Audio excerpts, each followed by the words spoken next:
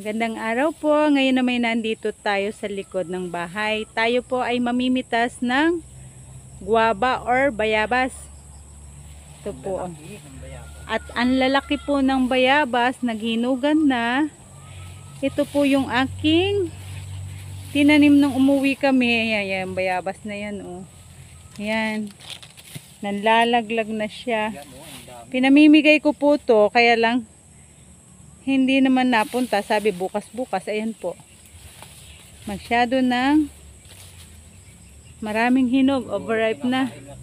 Yung iba, kinakain na ng ibon. Ayan, ikutan natin yan. Dahil kami nga po ay busy sa ngayon. Kaya Kami? ayan po. Kami?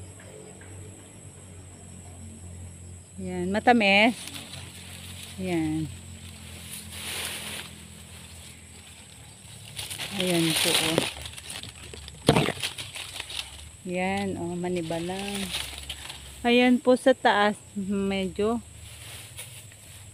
against the light. Kaya hindi masyadong kita. Dapat din ka. Dapat diyan pala ako para kitang-kita. Ayan. Ito yun, no? Ayan, oh. Pakikita ko sa inyo na ayan po ang lalaki, kinakain na ng ibon dahil nga po sinabihan ko si Ate Pinay na manguha at ipamigay. Eh hindi naman nakakapanguha dahil siya rin po ay busy. Ayan po. Ayan, oh. Ayan si Tita Nes. Tanes! Hello! Hi. Ayan, nanguha siya ng bayabas dahil sabi ko sa kanya, maraming hinog na bayabas dito. Ito po ay pinamimigay ko Ako ayaw sa ko mga makyat dun, ha?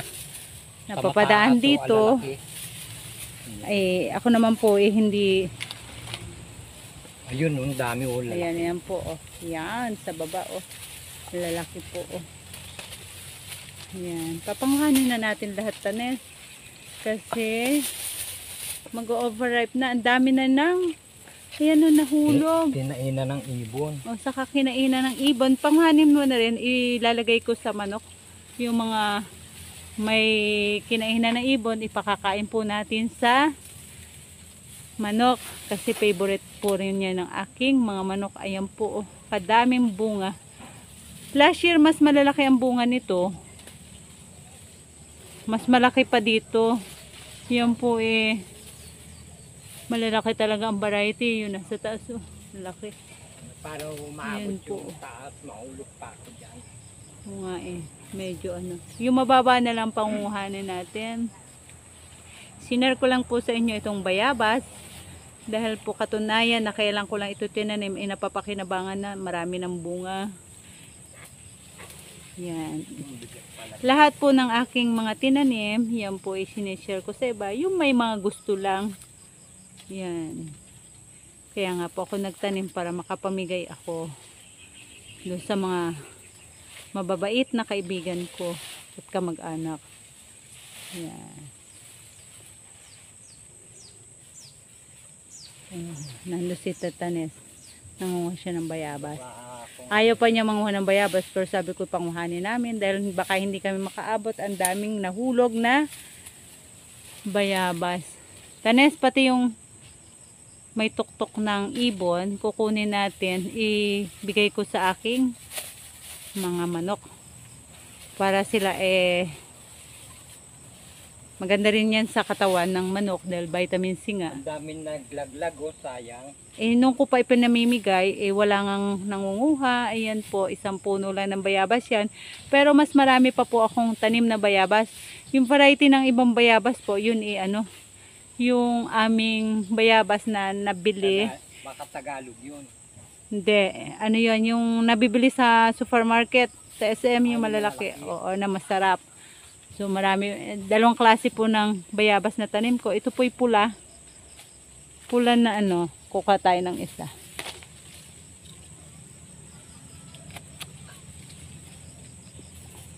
Ayan po yung loob. Mapula. Masarap po yan. Kaya nga po at nahinog, nanlagas ang iba. Hitik po sa bunga. Dati noon marami din bunga pero mas marami this year. Kaya hindi masyadong malalaki yung bunga. Pero malaki, compare mo dun sa mga native na bayabas. Dahil ito po talagang mas malalaki. Times 3 ang laki, ano, Tanes? Ayan. Ayan. Sinir ko lang po sa inyo itong aming bayabas. Dahil mabilis din po palang bumunga kahit hindi grafting. Yan po.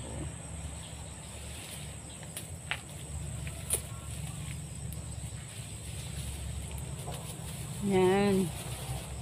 Hanggang dito na lang po ang aming vlog. Maraming salamat po sa patuloy na suporta nyo kay Caviteño Farmers. Salamat po sa patuloy na suporta at pagpapalipad sa channel namin. Maraming salamat po. Mabuhay po kayo. God bless po.